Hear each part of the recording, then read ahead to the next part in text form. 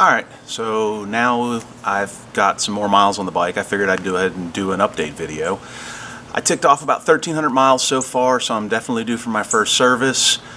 I found some more things out about the bike. I found some idiosyncrasies.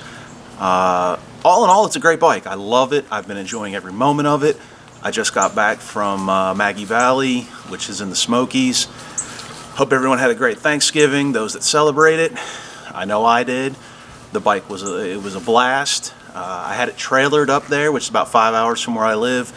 But due to some weird circumstances, I had to ride it back. So I had 5 hours in the saddle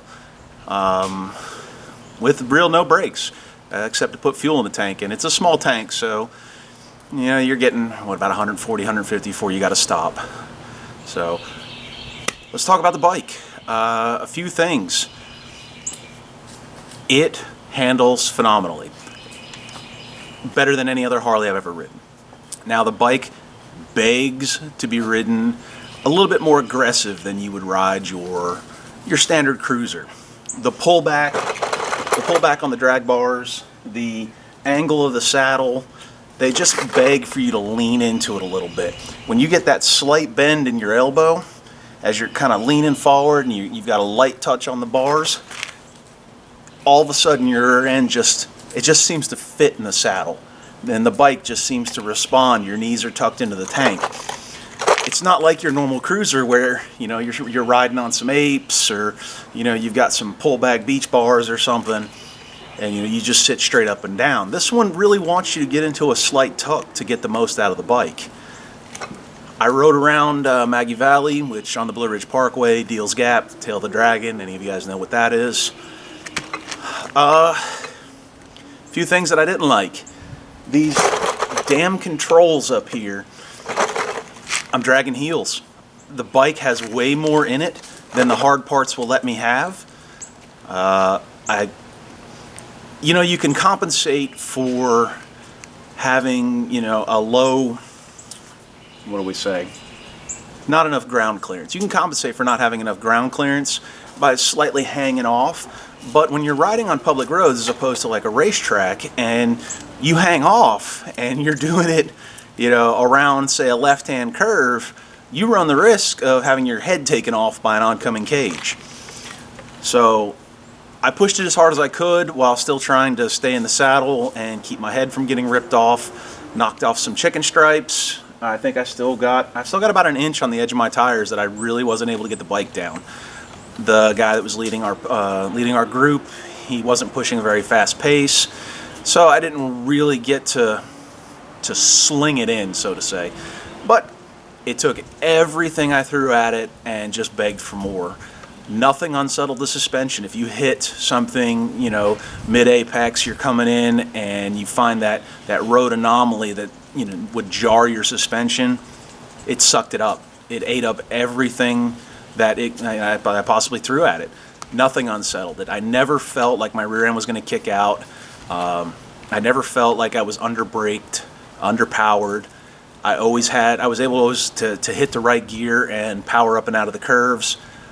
I was hanging back to kind of let the pack get out in front of me so that I could have, you know, and I'd run them down in a heartbeat. Some weird things. The gear indicator. I don't know why Harley did this, but when you pull the clutch lever in, the gear indicator disappears.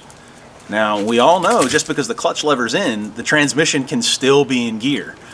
So if you pull up to a traffic light, and I don't know why, but say you didn't knock down a couple gears when you got there, and you pull the clutch in, are you in third? Are you in first?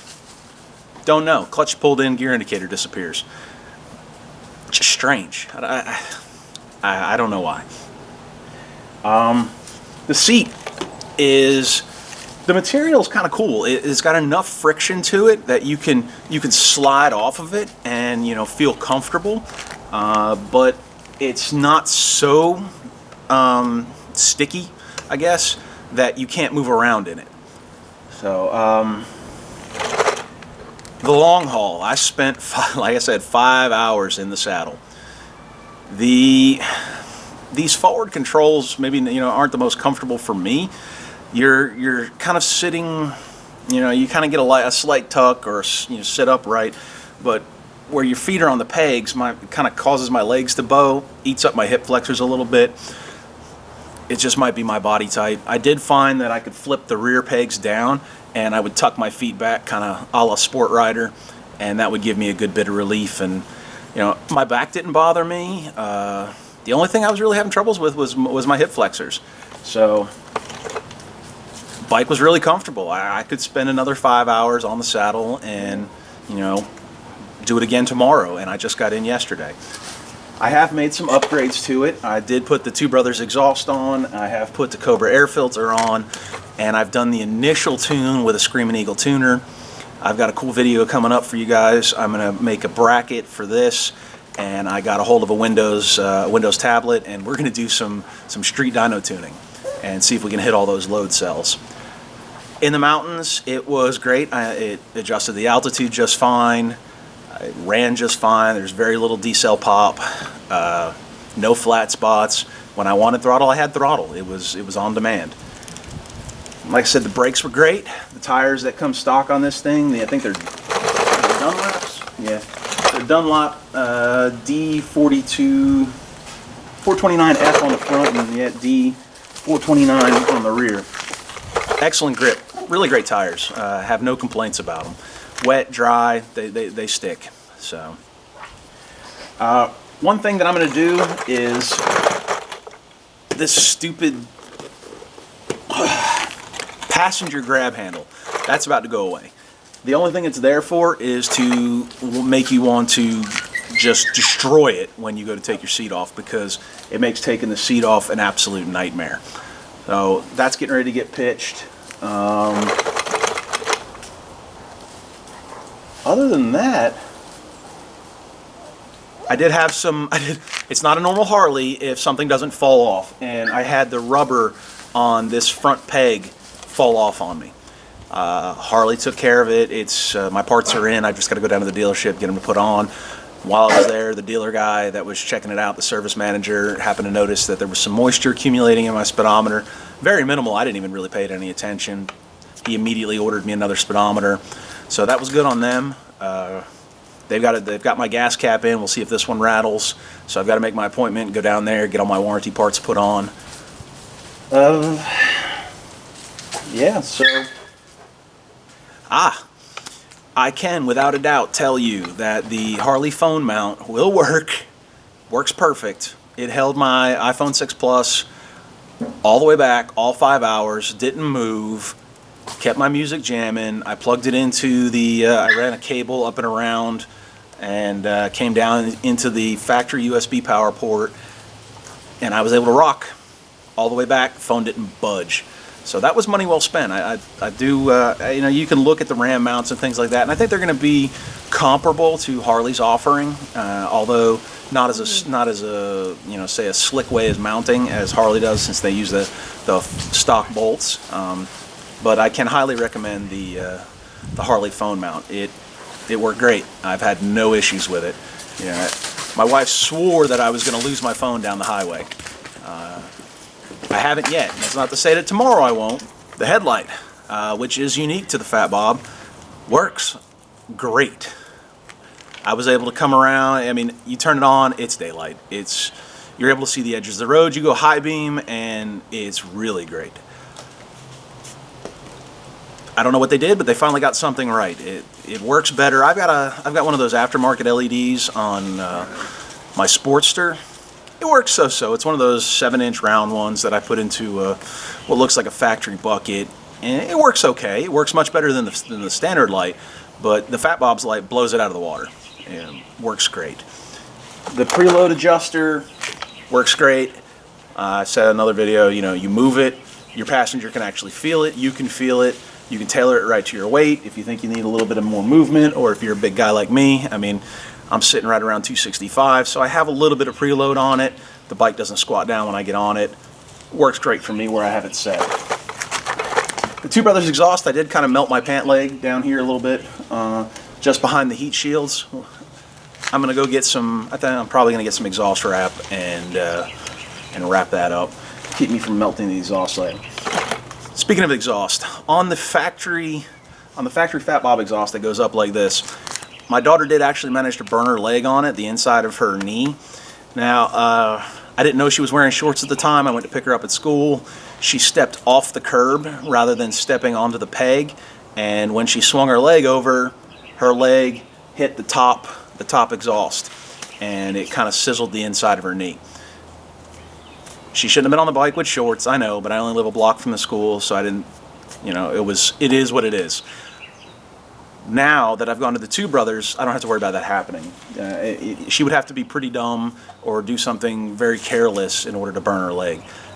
Just to be mindful, you know, those of you that are riding passengers, make sure you notify them, or, you know, let them know that that top exhaust can and will burn them. That they need to be careful when they swing over, that, you know, maybe have them get on from your left side, from the non-exhaust side. That way when they swing down, they're swinging over and leaning into the, you know, non-exhaust and putting their foot onto the peg on the exhaust side. Just something to think about. So there you have it. 1,000 mile, well, 1,300 miles in. Long stint, 5 hours in the saddle. I wouldn't take it back. I'm very pleased with it. There's some more upgrades I'd like to do. I really would like mid controls. I think the bike has so much more performance left in it that the mid controls will allow me to kind of suck it out and get better cornering, really get more control of the bike.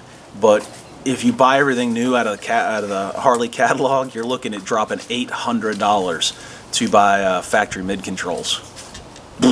Insane.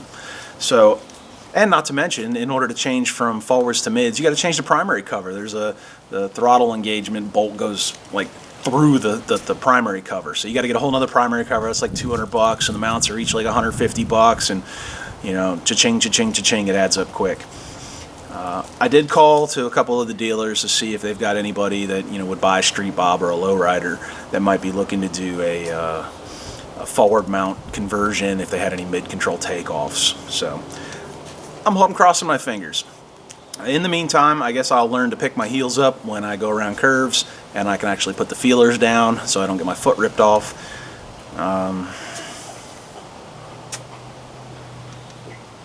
That's pretty much it. If y'all got any questions, let me know. I'll be happy to answer anything I can. I'll be doing the service here soon. I'm going to do the service myself. That's bull crud that Harley wants almost $300 to check the critical fasteners, change some fluids, and lubricate and adjust your cables. No way. I'll buy my own fluids, I'll change all my own stuff.